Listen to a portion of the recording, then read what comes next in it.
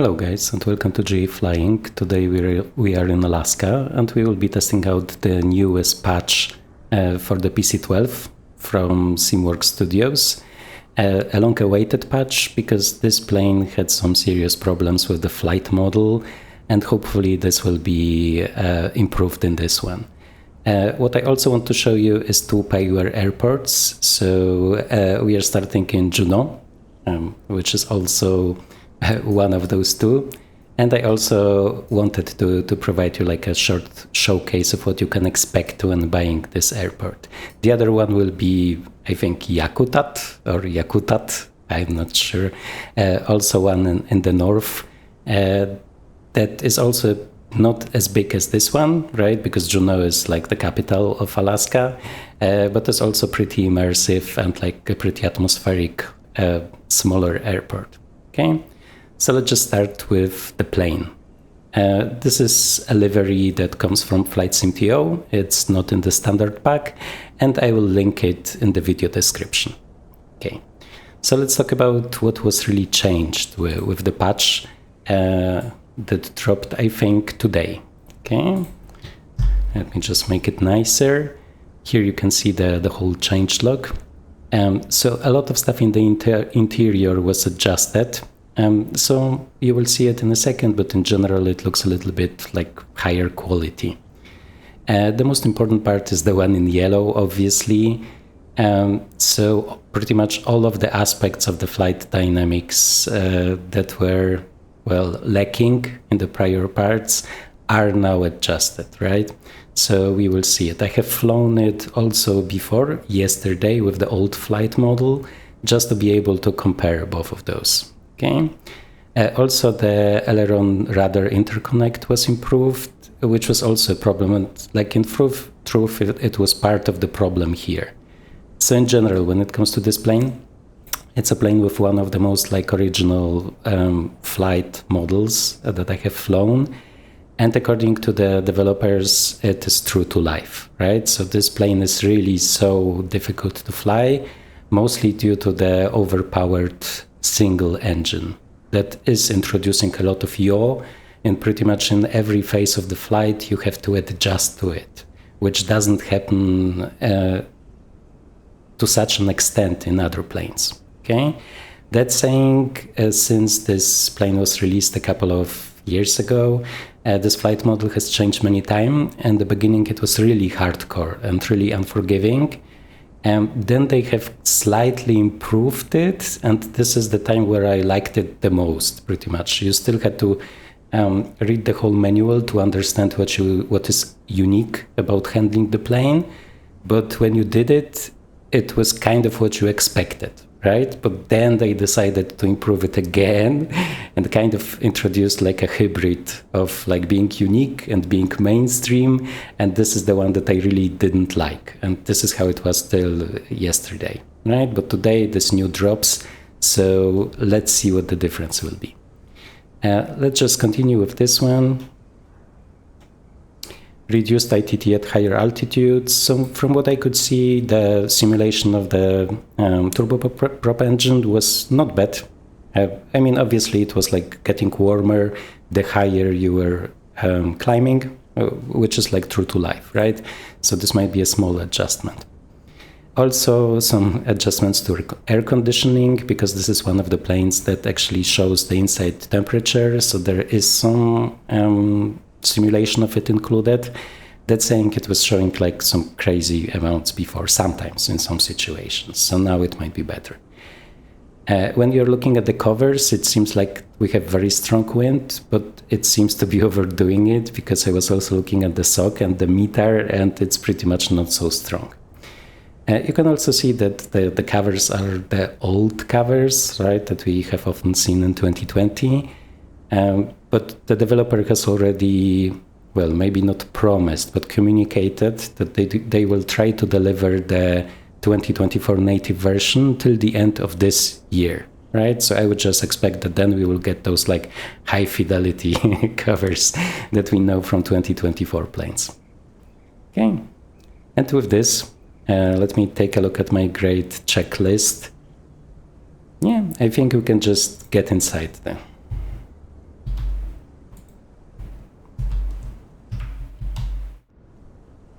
Oops, this is outside, this is inside. Okay, and already you can see some additional elements that you don't see in many planes. Actually, I don't remember any plane where it was like introduced. So here we can just remove the covers by clicking on them. Okay. To get rid of this one, you can just drag it and move it to the right position, but it takes a lot of time and effort, so you can just click here. Okay, those are just the click spots for bringing it to the standard position. Okay, let's just walk around inside. So this is the commuter version. There are 3 versions. One is the commuter version with a lot of passengers. One is the like business executive version with just some and tables. And then there is also a version without anything that is used for cargo. Okay, you can get rid of the passengers if you don't like them by clicking here. So this works, but you can also display or hide your co-pilot. Okay, which is pretty nice. So we can leave her, but for now, let's turn off the passengers. Okay. So I have already seen on Discord that when updating the interior of it, they have like removed the decals by mistake. So they will probably do another version of the patch just to bring them back. Right? Okay. And so the seats are supposed to be new, and the interior is a little bit like more modern because it was a little bit dated in the past. Clicking here, I like the floor. Here you can see some magazines. Pretty high quality, I mean, enough, right, for our use. It looks better than it looked before. Before there were also like some problems with the lighting inside, I think, at least for me. And sometimes when it was supposed to be like dark, it was still bright, like there would be like a hidden lighting source. But it seems like this was removed, or at least it's not visible in the current daylight, right? Okay, so we can just make them appear again here. Okay, guys, and with this, you can slowly start. Let me just make sure I turn everything on that we will need for the flight. When it comes to the circuit breakers, they actually work, but there are no failures included. And this is also something that was important for me, because when I was buying it like a long time ago, when it was just released, they were promising that there would be also like a high fidelity update with failures. So something that they now are doing for the Airvan, right? So, but it didn't come for many years and it's still not there. For now, I think the communication is that once they have tested it in the Airvan, then they will start introducing it here. So it's closer than it was before, but still no ETA, right? Okay. There was like, oh, yeah, exactly. So when you pick it up here, you have to put it here. Okay, so it's like strange. In the manual, they are just explaining it just for training purposes. So it feels like in the reality. Okay, I mean, that's fine for me. Okay, let me show you the checklist. So the checklist is great. It's provided by the developer. It's very clear, not too long. I really like using it. And then we obviously also have like a nice manual here. Okay. So let us start then. Okay. Landing gear down, circuit breakers in. As I said, they cannot pop yet, but it's prepared for the other version, okay? Essential bus on, so we get some basic functionality. Okay. Okay, battery switch on. And then we will just turn it off. I guess it's just a test in the beginning. Let me just see. Okay, passenger oxygen. Obviously, this is like a pressurized plane. Okay, so it's only for emergencies.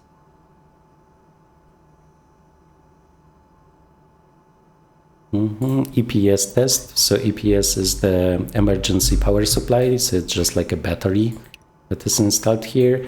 And we need to have it on test for 3 seconds. And if it doesn't go out, then it means it's fine. And then we can arm it. Okay. Okay, so this is fine. Lavatory. So we won't be checking it. Okay. Control lock removed and stowed, remove and stowed. Okay, parking brake is here and is set. Okay, wheel chocks should be removed when you are removing this one, but we can take a look outside. Yep, no more wheel chocks.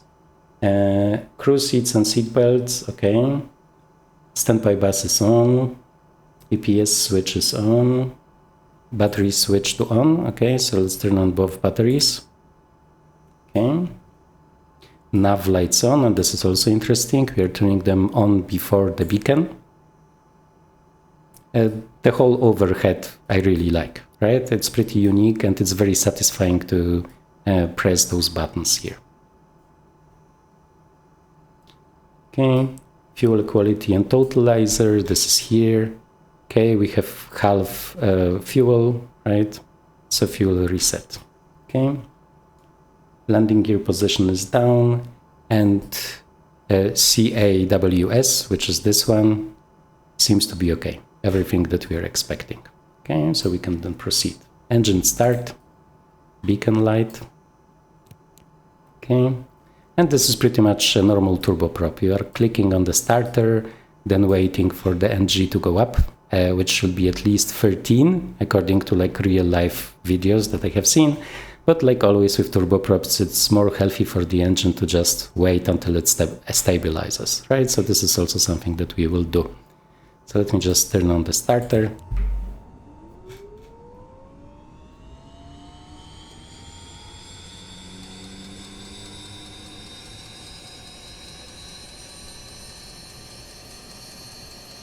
Okay. It's stabilized at 19, and here just scroll up.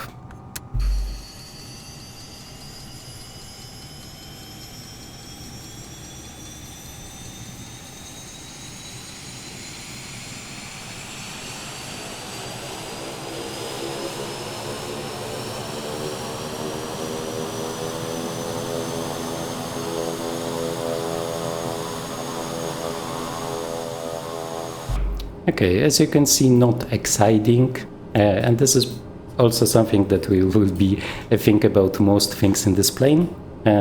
At the end I will do like a summary of this like short review flight, but in general I think there is like much to love, but at the same time nothing is amazing, right? Maybe it will be if they introduce this additional update, paid update, right? Okay, so all of the engine parameters seems to be okay. Let me just go back to my checklist. Okay, after start, engine instruments checked, generators 1 and 2, whoops, small lag. And this is also important, that you have to turn them on in the right order. So let me just... Avionic bus. Yeah, okay. Let me just show you. So here you can see that there is only one right order that you have to use for turning on the generators and turning them off. Okay? So generator 1 first, and then as the second one to being turned off. Okay? So we have this. And there is a lot of some of such small rules for this plane, which also makes it kind of unique and interesting. Okay? Okay, avionics on. Okay, standby bus can go to off because we do have the generators. Okay, cooling and heating is required. So here we have this inside temperature, so pretty cold, right? So here we have the seating for the cabin, for the cockpit and the cabin. Okay, EPS light out. Okay, so EPS is this emergency power supply that we were talking about, and the light is off. ECS switch, so the environmental control system, I think, goes to auto, so the middle position in this case. And flaps to 15. Okay, you can see some nice ventilation sounds, so the air conditioning sounds are pretty good. Okay. In general, I think today is something strange happening to my camera. It's kind of shaking. I think it's because like of this wind effect here. but it wasn't there before when I was testing it, so maybe it's like unique today. Okay, so let me see. Before taxi, inverter switched. I was like trying to see it on real live videos, but I'm not sure what they have done. Just a second. Okay, everything is fine here. So I think they just mean to switch it there and back. I think it looked like this one, what the guy did like on the video, but I'm not entirely sure. Okay, and now comes the pusher test, which is one of the most complex things in this plane. I was kind of remembering and doing it like without a problem before, but now it doesn't seem to always register. So now I want to make sure that I'm doing it correctly, because it has a lot of steps. So now I have this whole instruction prepared for me. Let me just show you. It's in the manual, right? So I would just recommend to use the manual for your first flights. And those are the instructions for the pusher test, okay? So flaps to 15, they are set to 15, okay? So this is already a thing. Press the pusher test switch, which is here, okay? Move the power control lever forward until it starts shaking. Then move it back to idle, okay?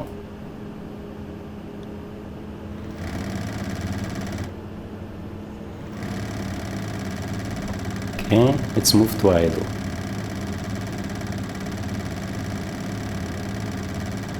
Okay, we can see the pusher indicating here, okay? And now we should click this special button here, which is the pusher intervene button, I think. This should extinguish, but has not extinguished. And after keeping the pusher pressed for about 5 seconds, okay, so it's not allowed to be on for more than 5 seconds, right? Okay. And now I should be able to move it freely. Okay. It's actually easier if you do it without reading. It's the reading that took me more than 5 seconds, okay? And then we should release the pusher test, and if everything was correct, this pusher annotation, like information, should disappear.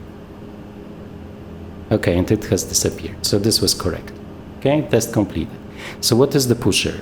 In general, this is automation that allows you to save the plane when it's being stalled. So it's like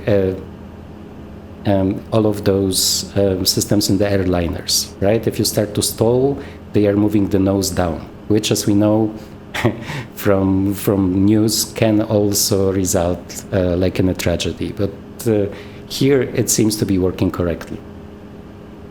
Okay. And in general, the same test would be also repeated on this side, but we don't really have time for this one, so let's just keep it to this one. Okay, pusher test is okay. Avionics, let's set the avionics. So our QNH is 1016. Okay. So this is set. Our cruising height will be 21 today. As I said, this one is pressurized, so let's use it. Okay, and let's make sure everything is set correctly. So this is set to GPS, this is set to GPS, this is fine. This is on VOR, and we want to have it on GPS, so we will change it to nav. Okay, and now it's on GPS, so this is also correct. And let's proceed. Autopilot trim test, also something unique to this one. In most planes you are not testing the autopilot.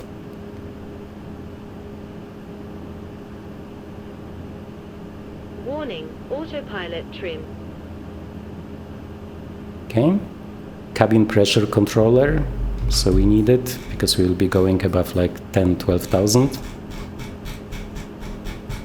This one you probably know from other planes. Sadly, it's like turning very slowly if you are not using this new manipulation method, the one with the blue highlights. Okay, so this is fine. Oops. Okay, and let's just proceed. transponder, it's on, that's fine for now. Altitude pre-select we have done. Fuel quantity and totalizer. So once again, here we have the fuel flow, fuel quantity, the endurance, and we have to just reset it, okay, in the beginning. Okay. And CAWS, which once again is this one, is okay. We only have the information that we don't have the stall indicator DIs on, right? So angle of attack, DIs. Okay. Okay, so before taxi, flight controls. Okay, free and correct. Flight instruments seems to be set correctly, as far as I can see. Flight director go around, and this is something that has never worked for me. As far as I know, the flight director is here, right? I mean the go around mode for it, and it's also where it's in other planes, but it's not moving the flight director to the right attitude, right? So I don't know. I was never able to make it work. Okay, heading back, not needed yet. Electric trim set for takeoff, and this is very important because, as I said, because of the very strong yaw of this very strong engine, there is a lot of settings here. So first we need to have the nose down for the takeoff, okay? So I'm applying nose down trim, but the trim on your joystick will be very slow. And this is nice. We also have the alternate trim. We can use this one, which is much faster. Okay, reacts faster to inputs. And we can see this strong right yaw adjustment because it will be pulling to the left a lot. Okay, so this is also correct. Okay, electric trim is okay. Let me just see if my rudder trim binding is correct. It's correct. Okay, now I'm using it on my joystick because the one in the cockpit is actually on the front side of those throttle lever, right? So it's very hard to access it in the sim.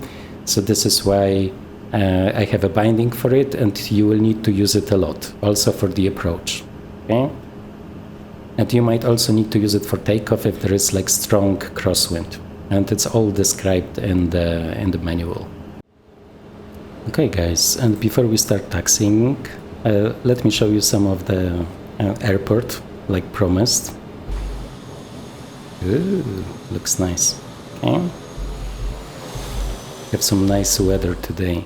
So something that is special about those Alaska payware sceneries is this dynamic smoke.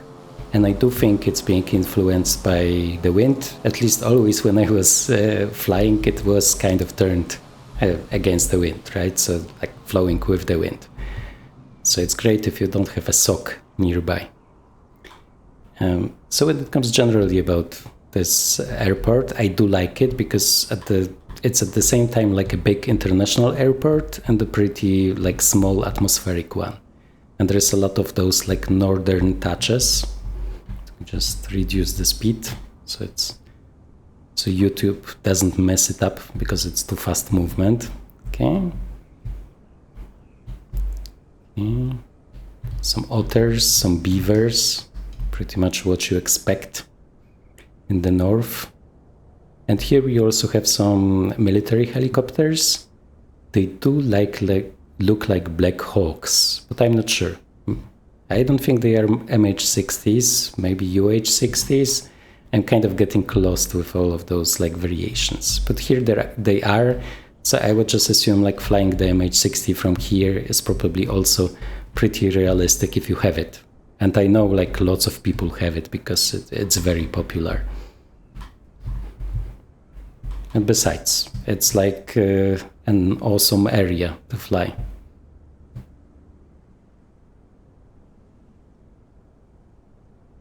Yeah, pretty nice. And also nicely marked taxiways, which is also not something that is obvious. There are many even like payware airports that have them very unprecisely marked. And here you have all of the markings.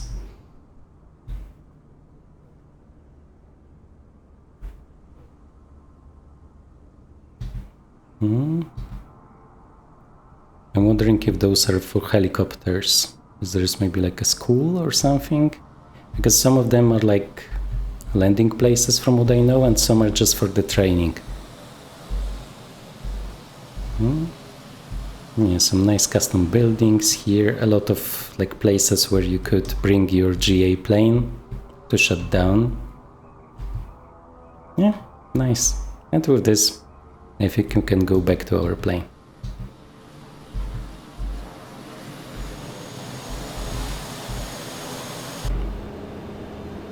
Okay, taxi light. Taxi light on. Is there anything that we need here? We can already turn on the probes because it's probably pretty cold. We can see the temperature here, right? 3 degrees. Okay. It's already getting warmer inside. Everything seems to be set up. Let me do one last check. Taxi. This is fine, this is fine. Final items. Okay. So we are ready to go.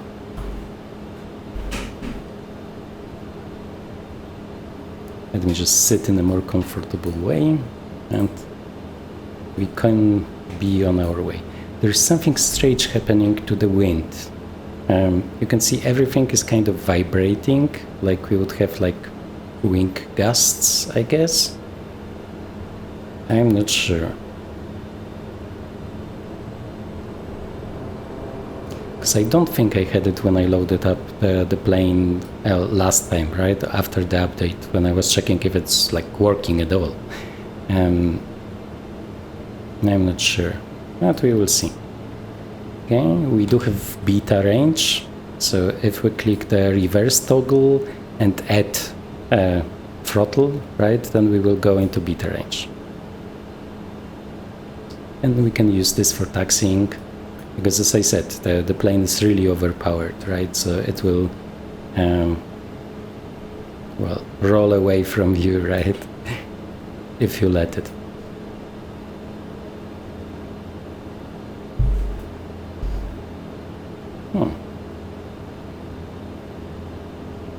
Yeah, I don't know. Maybe it's just me. It seems a little bit twitchy now. And I'm not sure what it's causing it. Because maybe it's visible here. Here you can see this vibrates, which is really strange. Oh. Okay, we will see.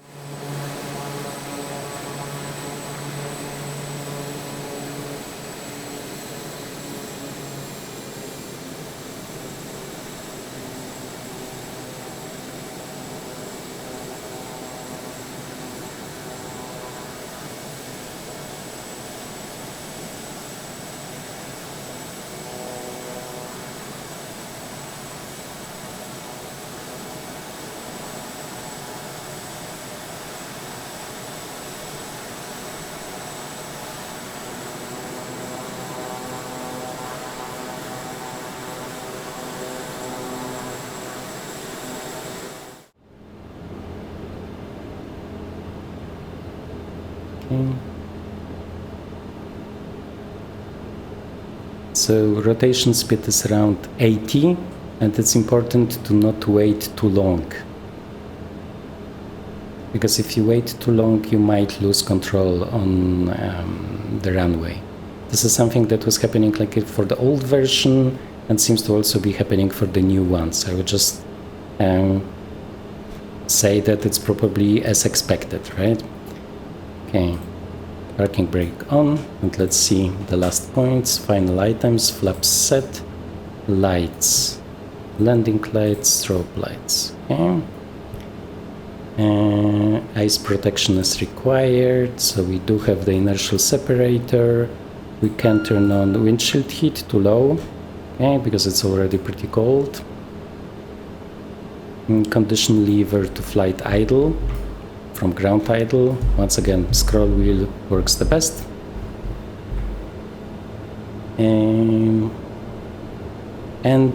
CAWS, so those, nothing here.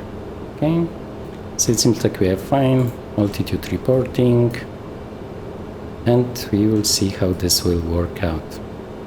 In general, we could go up until the red line, but I have never seen it go up until red. So I think that it might be similar as it was in the explained version, where in the manual they said that there is like a mechanical blockade that doesn't allow to over torque it.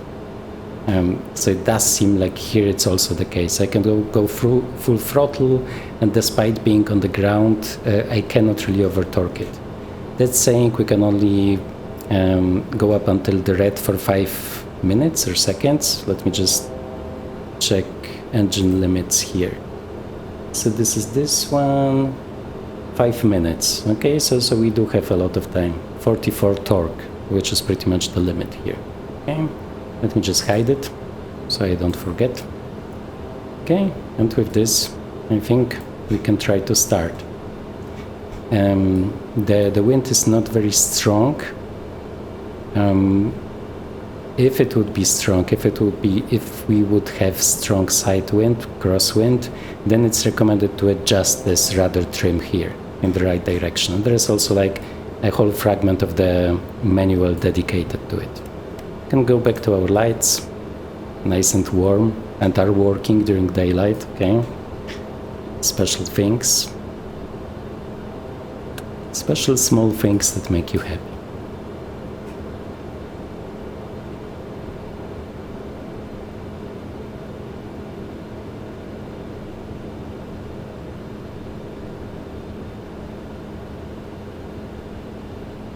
So in flight idle it's less docile, and here we can see that it's also prepared for a lot of moisture, right?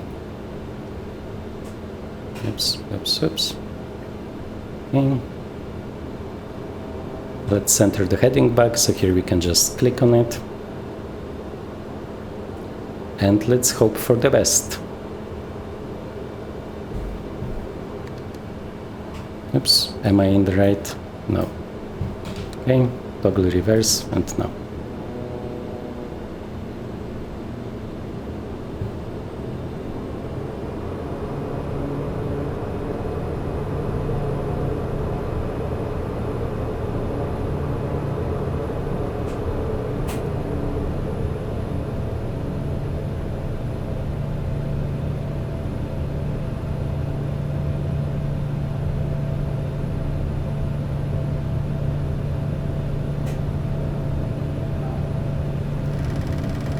Okay, and we do see the strange behavior that it had before. Okay, and now.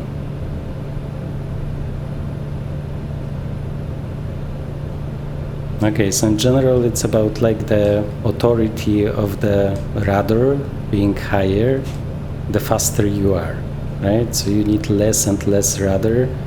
That's why I had to correct to the left, despite the strong yaw being to the left. Okay, either way, let's hide the flaps, because it's very easy to overspeed them. Okay. Gear up. I just wanted to show you, but I needed a hand here.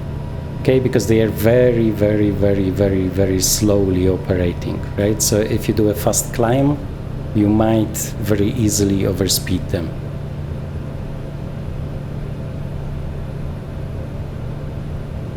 Okay, let's hold around 100 climb speed. Just make sure we will not go into terrain.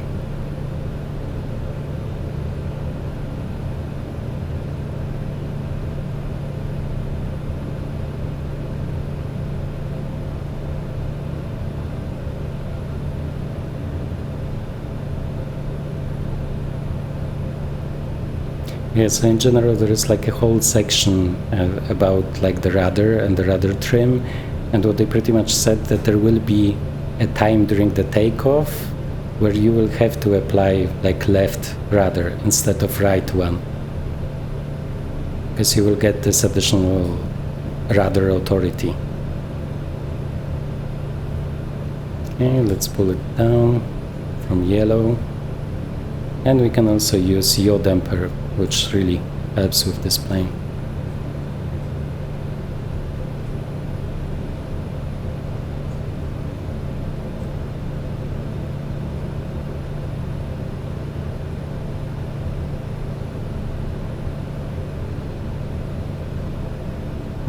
And you can hear like the engine is pretty silent inside.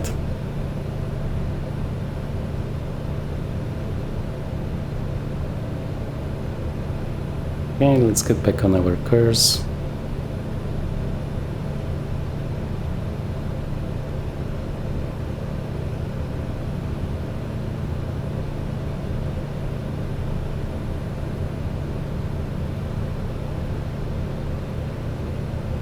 Okay.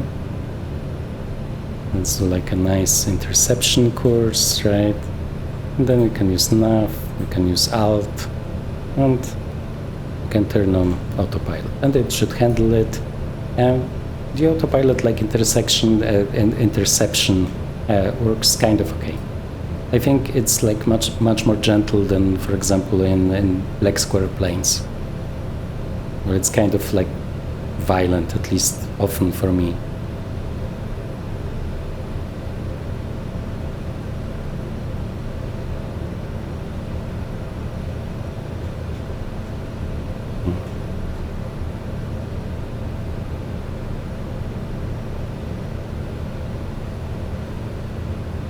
Okay, and we can climb, so we have the altitude armed already.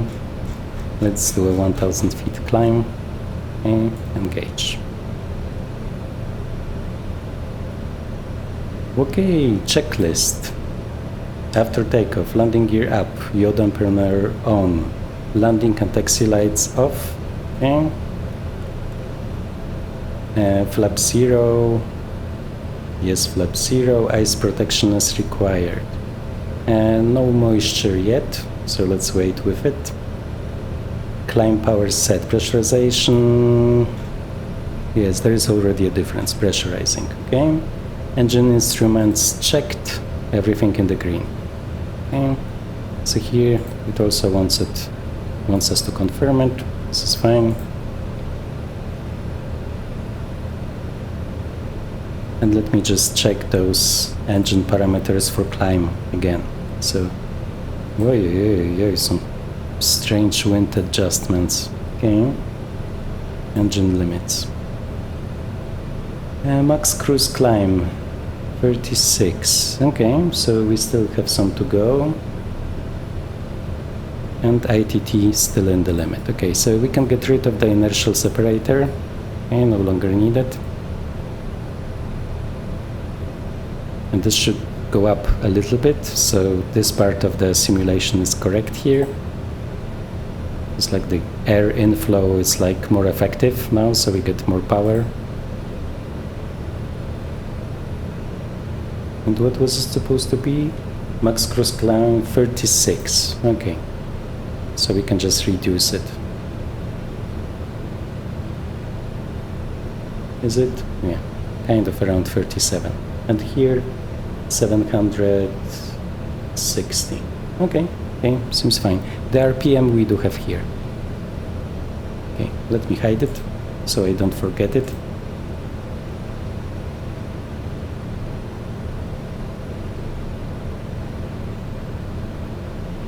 Okay, and we are at 200, so I think we can increase the vertical speed without a problem. Yeah, so how it reacts to the autopilot is really nice and smooth. Yeah, so let's talk about the missing weather radar, right? So it's one of the functions that they have promised pretty much to deliver, but never did, right? And like many years have passed, so I'm not too optimistic about like the failure modeling for this plane. Although, as I said, they have prepared it, because if you pop the breakers and they work, then there will really be a failure of this system, right? So at least like the base for those failures is already included. Okay.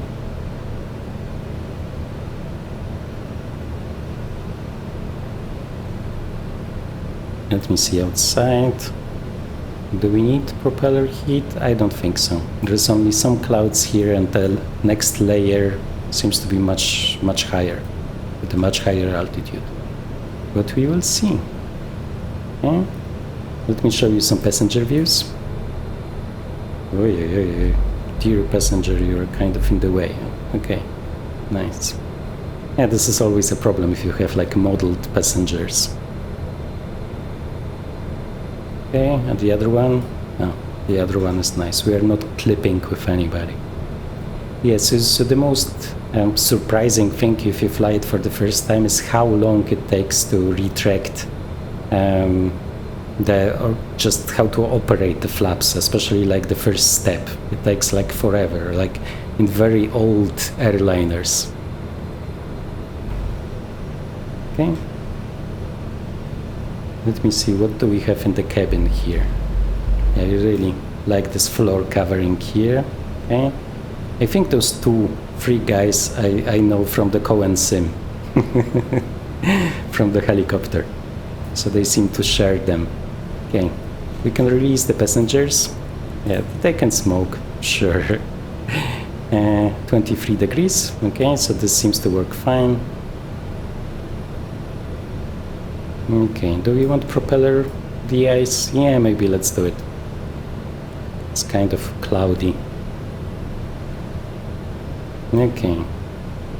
And I'm not sure about the recognition lights. Let me check the transition altitude, cruise, no. So according to the manual, they are recommending to turn them off on approach. And then when you are near, on final, then add taxi and landing.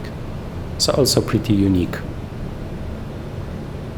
And here you can see this hot air, right? So, oh, we cannot open it in flight. Okay, makes sense. Okay, let's just reset the heading pack.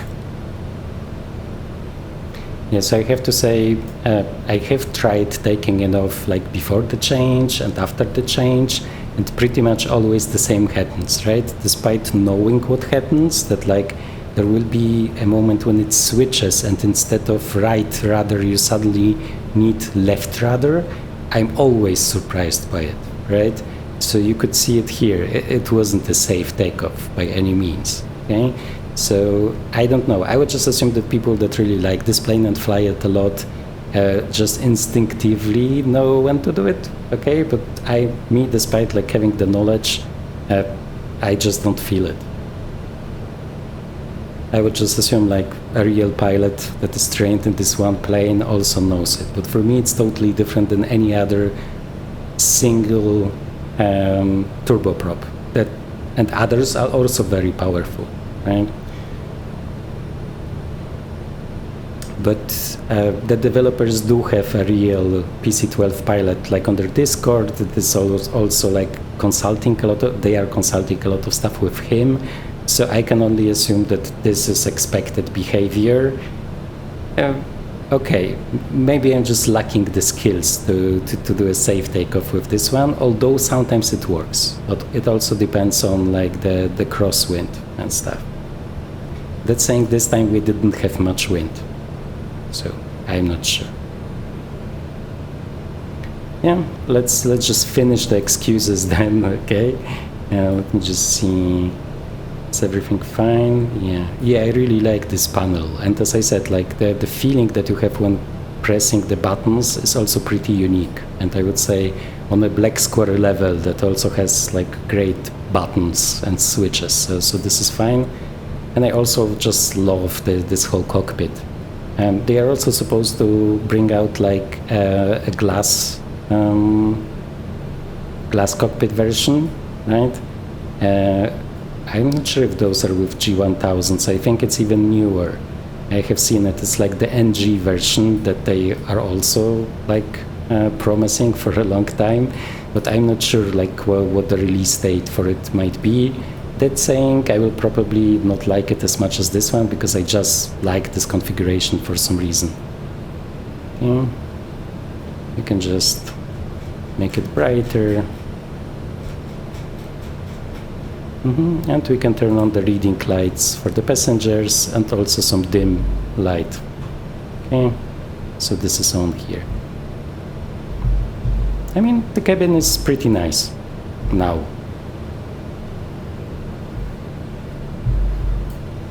Okay guys, and we do still have some time till we will be there. Yakutat also looks great, so I want to show it to you, and we will see how the landing will work. But for now, let's just go like into cruise, right? I will show you some nice pictures, and then I will come back once we are close to the destination airport. See you.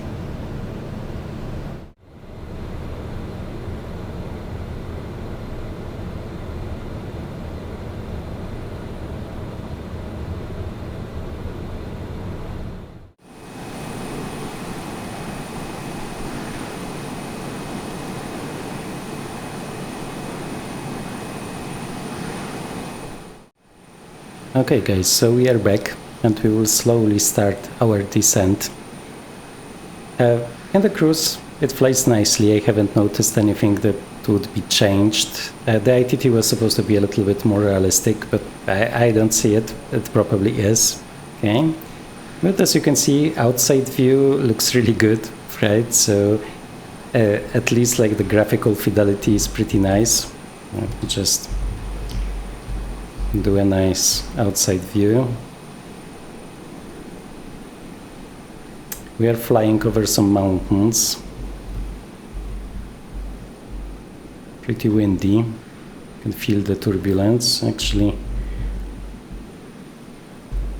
Let me make it a little bit less widescreen. Yeah, so the livery is really great. The standard liveries are kind of okay, but oh, this nice reflection effect here, really like it. The standard liveries are fine, but there was like nothing that would be awesome. But the liveries for 2020, I mean, this is also the 2020 version, but just the old liveries work in 2024. Oh, some nice level of detail. Yeah, really nice. Okay. So let's go back inside, because let me show you. This flat area is kind of already where we'll be landing, but there is a lot of cloud cover, so we will probably shoot an ILS. Okay, let's go inside. Okay, and here you can see I already used the VNAV functionality of the Garmin, right? So let me just show you how we want to descend. No. Yeah. So Yakutat PAYA. Okay. Approach, and we want this ILS approach. So it's an DME arc, but from what I could see, the plane will kind of fly it more or less correctly. So this should be fine. So we will just fly to LLMAR, and we are supposed to be at 1,800, right? So I will already program 1,800 close to Lima Lima Mike Alpha Romeo, I guess. Okay, so this is what we already did. We want to be at 1,800, 2 miles before this, and we want to descend with 1,000 feet, and it tells us this is kind of now. Okay, so this is also what we will do.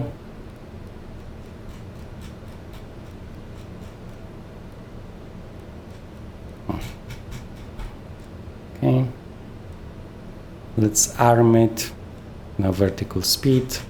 Now it's up and we want it to be down. Let's do 1,100 because we were talking for some time. Okay, and it's going down. Yeah, it's confirmed. Okay. So when it comes to setting up the ILS, so when we set up the approach and the Garmin, we will already get the right frequency, right, which is already the frequency for the ILS that we need. But at least from my testing, we will not get the course, right, that we need for the ILS. So how I am doing it is just switching to heading mode. Let's just like this, heading mode, then switch the navigation to VOR, clicking 2 times, and then adjusting the course for the ILS here. Okay, and then it's saved, and I can go back to the GPS.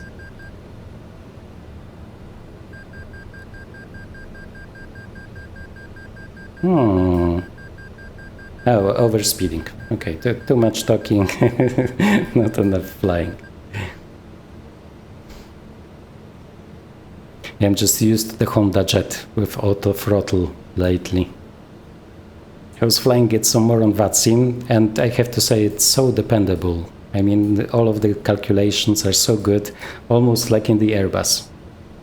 It's just like more fun to land. Okay, let's do the checklist for descent. Cabin pressurization set. Okay, so we are going back pretty much to sea level.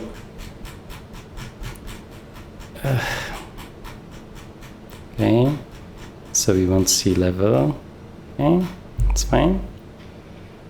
And next, transition level altimeters at 18,000. Okay, so this is here. So the altimeter setting for Yakutat is 1008. So let's just move down. Okay, seems fine. Okay, and then when we start the approach. So let me just check if we are set up. Okay, internal temperature is fine. I mean, it's fun that you have to turn everything on, but then it's kind of automatic, so not as interesting as in the Baron that we were flying, where you just have to adjust it with the knob, so you have more to do, right? When it comes about the brightness, let me reduce the brightness of the screens a little bit. Okay, so there are two knobs under one. Just find. Am I? Yeah. Okay, and it's getting darker. Okay, so those two are set up like I like them. And with this, I think we can also jump a little bit into the future. Once we have joined with the approach, we will see each other again. See you.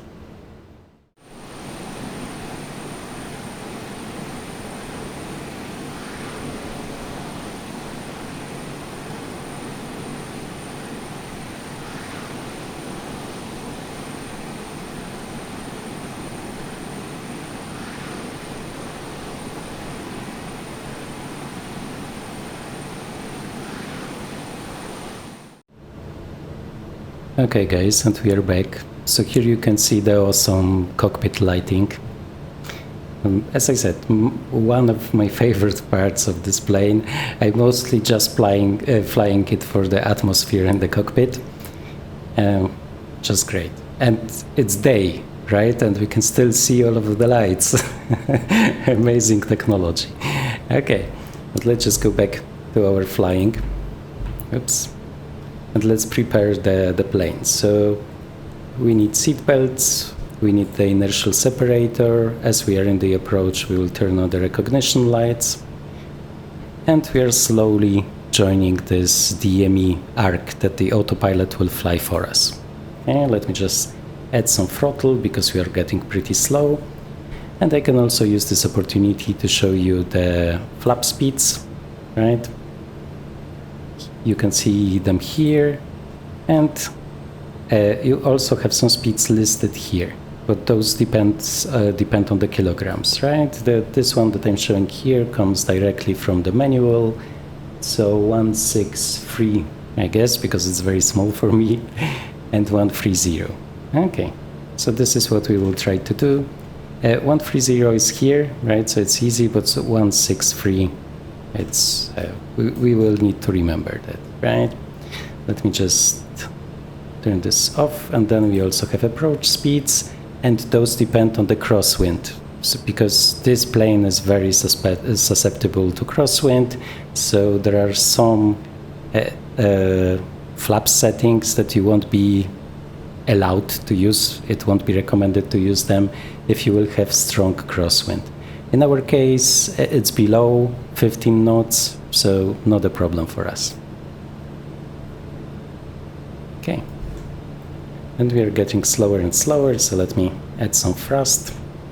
Here you can see one thing, this is not connected, right?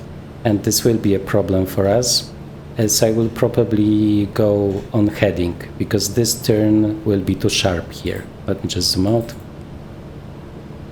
Yeah, this connection here. I'm not sure if this is a thing with the Garmin or like a thing with the plane, probably more with the Garmin, but I did have many strange situations when joining the approach in this plane. But it's hard to say like if it's the fault of the GPS or not. There's also some strange logic with switching from nav to approach. It's the only plane where I see it work like this one. So sometimes just both of them turn off, like when entering the initial approach fix, and I'm not sure why. This might be realistic for this specific plane on this autopilot, but I think this behavior is kind of strange. That's saying I cannot confirm it. But we will see it in some time, okay? Okay, let's enter the heading back.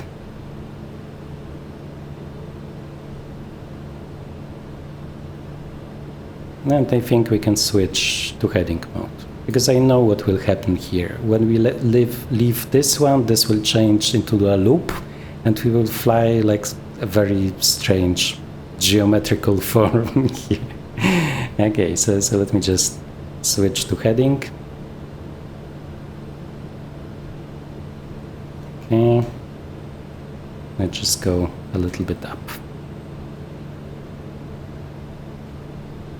Yeah, the lighting is really great. I'm not sure if it's visible on YouTube, because like YouTube is always taking away some of the lighting nuances, but for me it just looks great, like very cozy and atmospheric.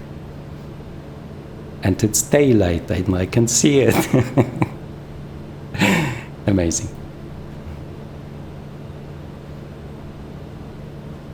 Okay, let's turn some more. So we will join in here nice and smoothly.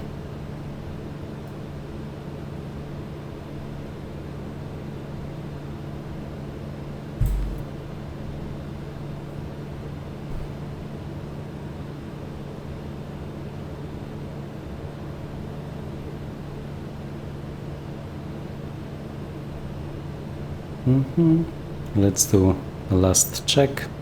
We can get rid of the propeller de-icing, inertial separator stays on, heating stays on, nice and warm. And when it comes to the trim, this is done by the yaw damper. From what I know, it has switched from the green line to this one, and this is the correct one. So according to the manual, we have to run approach and landing one notch to the left of the green area. So this is set up correctly.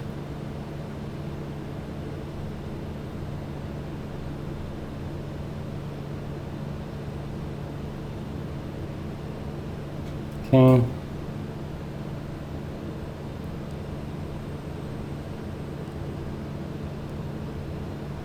A little bit more, and then we will turn direct Juneau.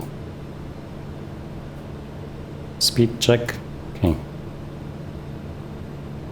Yeah, this instrument is really nice. I have to say, like in general, also this panel, all of the panels look really great. So while like the general graphical fidelity is kind of okay for me, I really like how the inside looks here. Oh, and nav.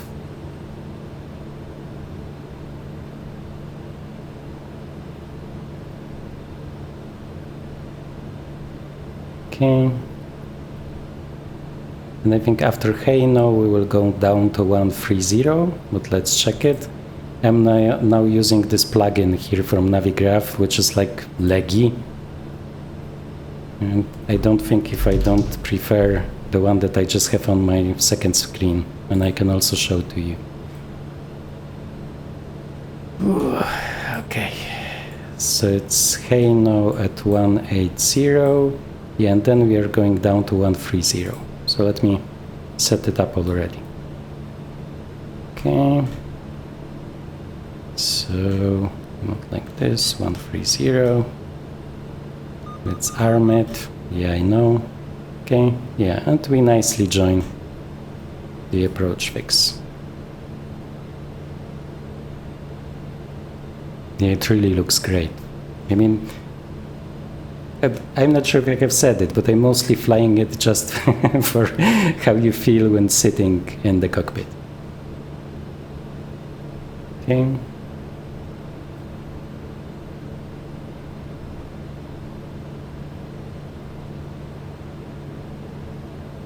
Okay, let him turn, then we will try switching to approach, but as I said, depending on the approach, it's not switching to the localizer, and I'm not sure what the logic behind it is. Like, between nav and approach here, what really happens?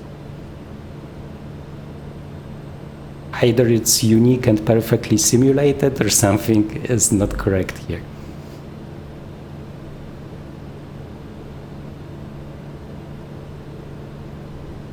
Okay, turning, turning, turning. Are we turning? Yeah. Okay, so this was nice and smooth. Good job. We've done some good piloting here. Okay, we already have the localizer here. So let's try. Oh, and now you can see it kind of, we are not in nav and not in approach. Okay, and now if I go approach, it goes totally crazy. So I have to switch to nav, right?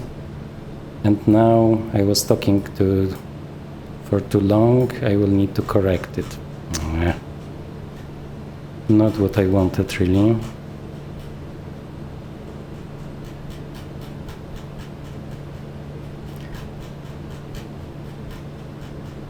I just wanted to show you the moment and have waited too long. Normally I'm not even like letting him come to this moment, right? I'm just trying to adjust before. But I had small hopes that this time it will just switch, right, on its own. Either way, going down.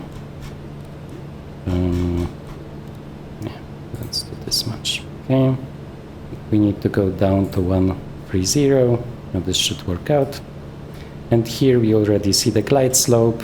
And this airport, it takes a long time to reach the glide slope.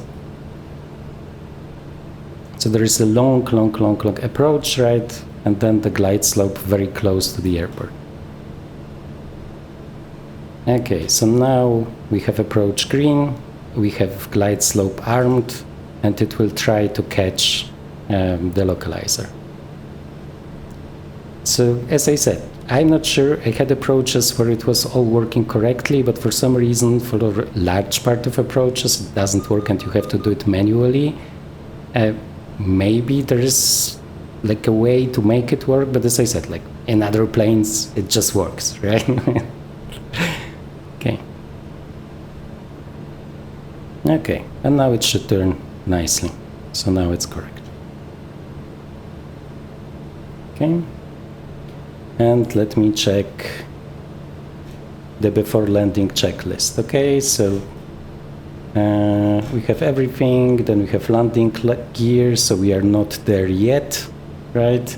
Landing lights, flaps, yaw damper. Okay, so we have everything that we need.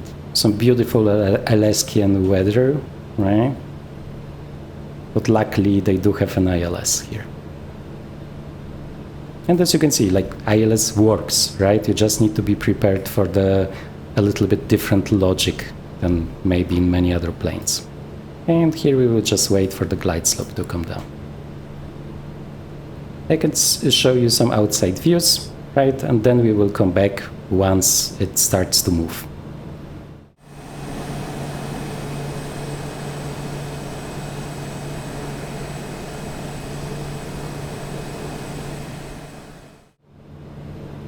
Okay guys, so the glide slope started to move. As you can see, rain outside, but we have the runway inside. So we will proceed with the landing then. We already have flaps 1 and are in the flaps range, so let's reduce the speed. Okay. It's going down. We have glide slope armed, so let's hope it will catch it.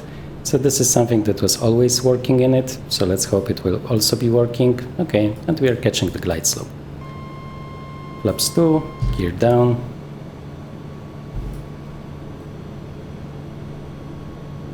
Okay, and the approach speed is around 100. I have shown it to you before. Here you can see it. We will be using flaps 30, so around 100. Okay. Okay, some strange MSFS wind gusts. Nice. Let's make sure we won't be getting too slow because we have pretty strong wind. It's 34 knots, right? So very strong wind, but luckily kind of from the front, right?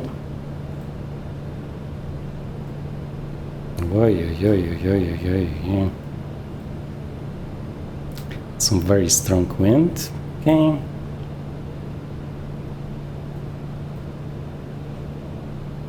And just make sure that we will be ready for the landing. Yeah, this is actually kind of impressive that it like stays on the glide slope despite this very strong wind gusts, because actually many people in MSFS, many planes in MSFS have a problem with it. Even like those like very high fidelity ones, if they are already close to the ground, where often the turbulence is the strongest in MSFS, then they are not able to keep to stay on the glide slope, right? Okay. There is also a decision height indicator, so in our case it's 215, and then it would change here. But to be honest with you, I forgot to set it up, right? But normally you would. Okay. So I have turned off the autopilot, but I still have the yaw damper, and in this place you are pretty much, very strong wind, you are staying with the yaw damper until close to touchdown.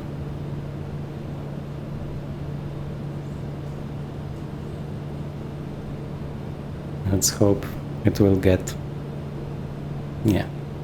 And now we are much more stable. Okay.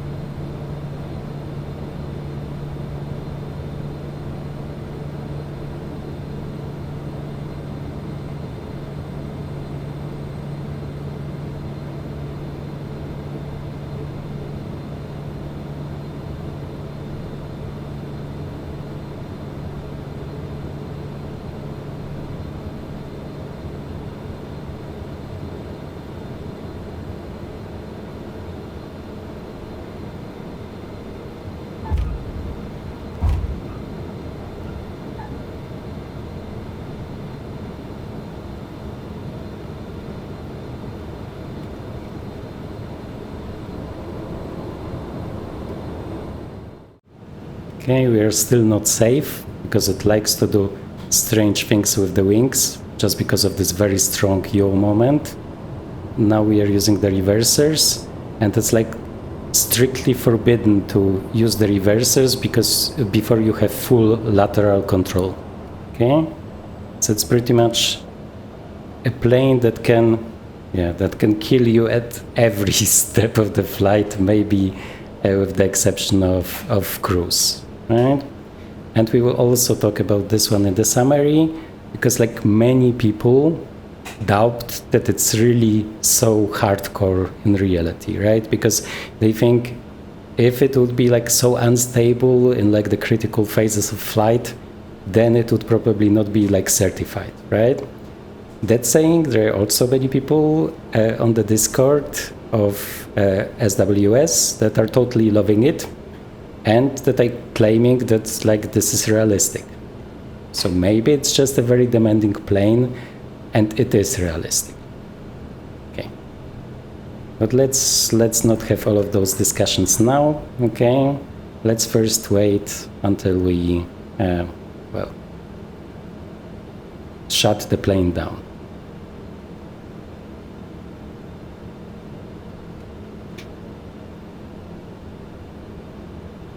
Yeah, I'm not sure what is happening, because like everything seems to be vibrating today. I'm not sure if this is something with the sim or if it's something with the plane. Okay, either way, let me just use some beta, okay, to stabilize it, because we are a little bit too fast. A little bit of brakes, okay, because I need to reach down and change. Warning, essential bus. Seriously. Did we really? No. Yes. No? I'm not sure. Yeah, I was just talking about how it's enough to just use a little bit of scroll. Okay, we have saved the engine. Yeah, so like always with the condition lever, very careful, right? Because like there is no blockade. If you scroll it too much, it will turn off.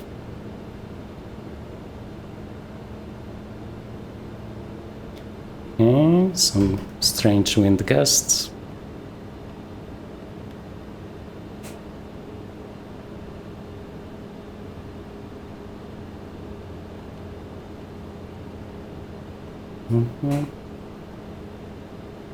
And let me get the checklist. Okay, so after landing, condition lever ground idle, we have it. Flap 0 is okay. We don't need the recognition light and the strobe. Okay, the rest I already turned off, I think. Exterior lights okay, ice protection off. Okay, inertial separator stays and probes can stay.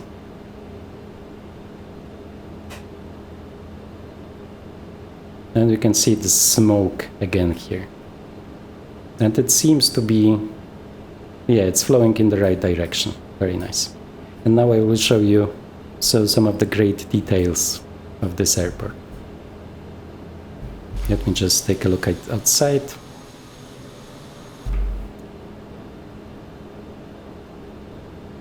Okay, radar off, and trim we have to bring back to the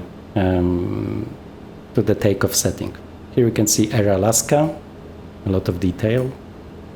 When it comes to all of the details about those airports, right, the developers and stuff, I will just provide them in the video description. Oops.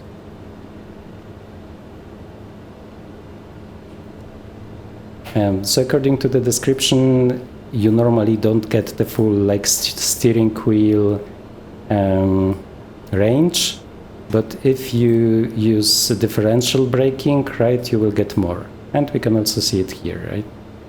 I've stepped on one of the brakes and suddenly like I could turn much better. Okay, let us just do a nice circle here. You can already see the great detail. Is it a radar? Maybe. Okay, I'm not sure if I will be able to... Whoa, was it a storm? Oh yeah, lucky us. Okay. There are really no like taxiing lines, so we are kind of improvising here a little bit, and I would like to get this one. I would just imagine, oh, okay, very realistic. Guess I forgot I'm not in a Cessna.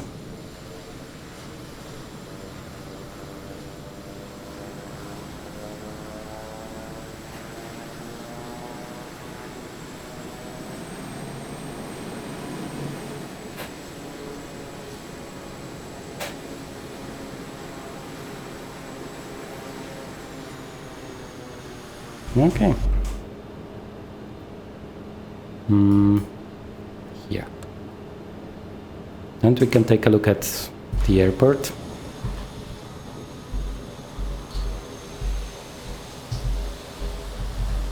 And you can see a nice DC5, DC3, and a storm behind it.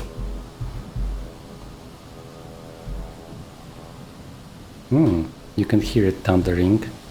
So we were lucky we were here in time. Although we had 37 knots tailwind, so I'm not sure if it's in time or just the storm being already there.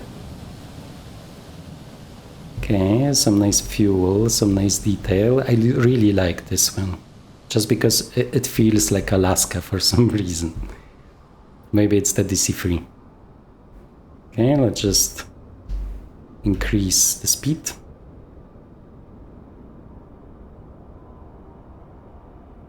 Yeah, so even further away, we can see a lot of detail here. There's only one place where I'm not sure if it's realistic, but maybe it is. Let me just show you. On the intersection of those two runways. Okay.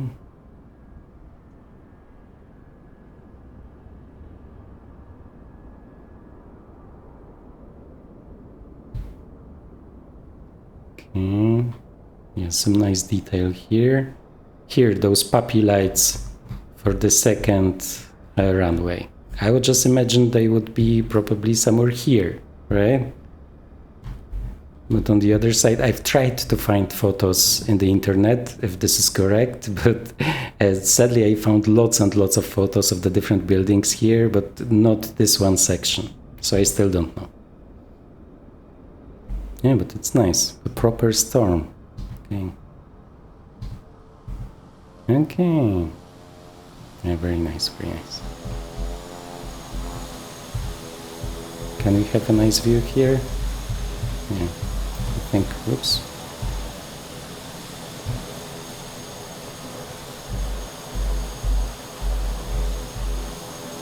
Okay, let's get, wow, this is really great.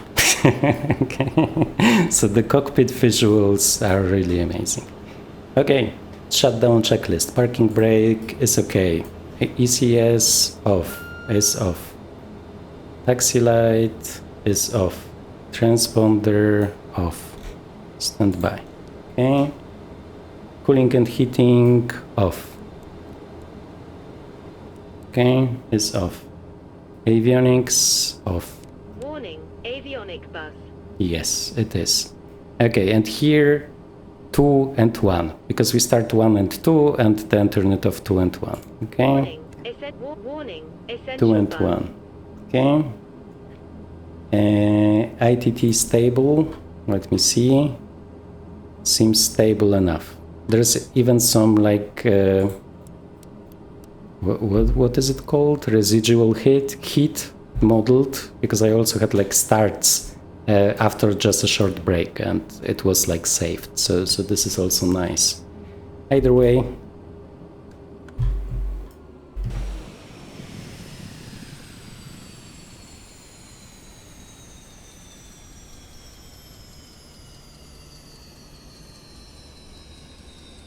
So this is a nice effect. The startup is like not very impressive, but I like how it like turns off. Okay, condition lever beacon off, and the rest of those off. Okay, EPS switch off. Okay, control wheel lock, yes please. Can I just, I need to take it from here. Okay.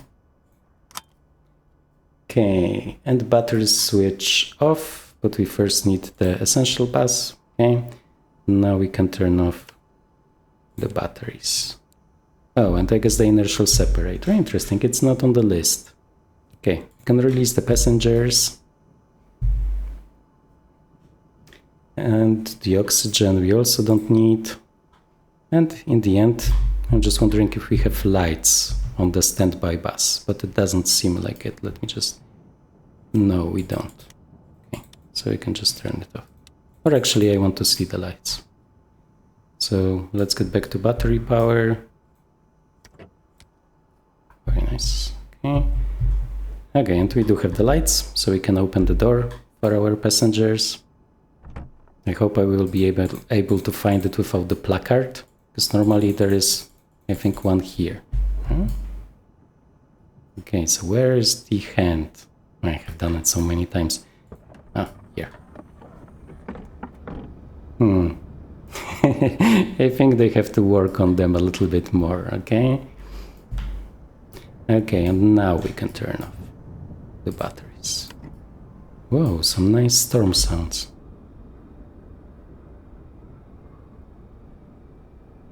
Yeah, nice. Okay, nice. Okay, so we have it here.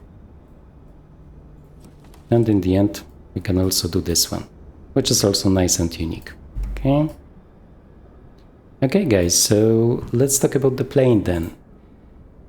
As you could hear during the flight, there are some things that I like, some things that I don't like, and some things, and many things where I'm not sure if this is correct. Okay, so there's probably no other plane like this where I have so many doubts in so many areas. And like at the beginning where it came out, and many people like gave it bad reviews and stuff, and there was a lot of comments saying that it's a death trap, right? And it's totally wrong, it cannot be true. Then I was one of the people defending it, right? Because I read the whole manual and kind of I was able to fly it, I think like kind of safe, right? Depending on the situation. But now, after I came back after some time and reading it again, I'm not able to fly it safely. Like at least the takeoff is very hard. So sometimes I'm able to find, like to feel the right moment, but many times I'm not. And I imagine if there will be additional crosswind, it will be even harder for me. So I'm not sure who is right. Right? That saying, I know for sure they have a real PC-12 pilot on the Discord, and he says that it's more or less right. Okay. Okay, so let's go over to the review summary. Okay, so no, let's start with pros. Let's be positive. Okay, so it's a very unique plane in the real world. Also, you will see lots and lots of photos of people like landing it and taking off on very short runways, and even some like places that look like a private garden in the mountains and not even a proper runway. So it's really impressive, and the plane has a lot of fans. And also if you are flying economy add-ons, so for example in FS economy, it's great for earning money just because you can take with you so many people, land everywhere, it's pretty fast, and it's also only having one engine, right? So just because of the real plane, it's amazing and it's unique. Okay. Daylight lighting, as I said, one of my favorite features. It's just like beautiful. I'm not sure if it's visible on YouTube, but I just love flying it just because of the atmosphere in the cockpit. Working breakers, okay, so it seems like there is system simulation already included that might be enabled in a like broader way in the future. So it is promising. Yeah, the storm is great. Okay, let's continue. And free interior options, right? Which is also fine. Not many planes have it. So you can just adjust it to what you want to do, including cargo. Okay. So let's now take a look at the cons, right? So I'm not convinced that enough logic is really how it should be. It's doing strange stuff, but at the same time, I'm not flying that many planes with the Garmin 530, right? So I don't know. It might be what it often does, but also the autopilot panel seems to be doing things that I haven't seen in other planes. So I'm not sure. Maybe it's correct. Okay, and all of the features promised are still missing. So there is no weather radar, there are no failures. everything is being done like very, very, very, very slowly. So why it's a good base? It's a good base for a very long time now. So I'm kind of not that positive that it will reach a very high level where it can compete with other planes from the very top, right? Okay, and the neutral ones, so flight characteristics. As I said, very unique, have changed many times. But when it comes to the last patch, I don't see any difference at all. I would imagine for people that like this plane, that are used to all of the characteristics, and that are exactly understanding how it works, they might see the difference. But for me, everything that was so unique that it seemed problematic is still here. So if you have tested it before, and had problems with it, I would assume you will still have problems with it, right? The graphics and sounds, they are okay, they are good, okay? It's just good graphics and sound. It's just when you compare it to other planes nowadays, it's not the very top, right? So they are kind of medium, but okay, pretty much what you expect.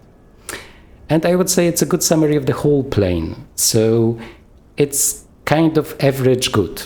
Right, so if you're interested in the real plane, if you want to learn all of this, like specifics of the flight model, then it's a good transition. I'm mostly flying it for the nice lights in the cockpit, but it will depend on what you're looking for in the plane. Especially if you have like problems with flying other planes, this will be much more demanding than other planes. Okay. And this is pretty much it with this beautiful weather in the middle of an Alaskan storm. I thank you for watching, and we see each other in future GA flying videos. Thank you. Bye-bye.